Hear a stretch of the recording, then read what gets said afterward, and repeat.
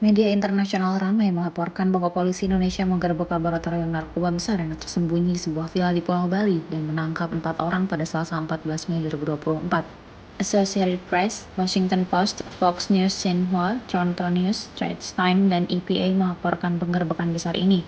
Polisi menyita setidaknya 10 kg ganja hidroponik, 684 gram methadone, dan 107 gram kokain.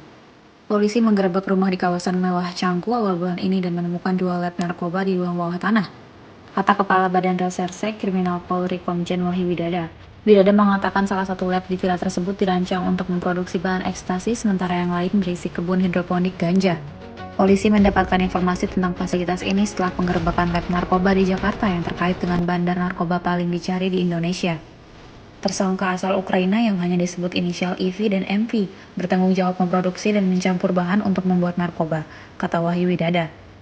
Tersangka asal Rusia yang diidentifikasi sebagai KK adalah pemasar narkoba dalam jaringan bernama Hydra, tambah Widada. Mereka semua disangkakan dengan pelanggaran narkoba yang bisa dihukum mati dan denda 10 miliar rupiah. Dalam penggerebekan ini, polisi menangkap seorang pria Indonesia dengan inisial LM, 2 pria Ukraina dengan inisial IV dan MV, dan seorang pria Rusia dengan inisial KK. Keempatnya bisa menghadapi eksekusi. Widada mengatakan polisi mendapatkan informasi tentang lab clandestine setelah menginterogasi seorang tersangka pengedar narkoba yang ditangkap dalam penggerebekan April di Jakarta pada lab serupa yang diduga dimiliki oleh bandar narkoba Freddy Pratama. Widada mengatakan salah satu pria yang ditangkap bulan ini, LM, adalah akuntan Pratama dan terlibat dalam pengoperasian lab narkoba di Jakarta sebelum pindah ke Bali untuk menghindari penangkapan. Dia ditangkap di rumah kontrakan dekat Kuta, sebuah lokasi wisata terkenal, dengan 6 kg sabu-sabu. Widada mengatakan IV dan MV dituduh sebagai investor dan pembuat narkoba di lab Bali, sementara kakak dituduh menjual narkoba untuk mereka.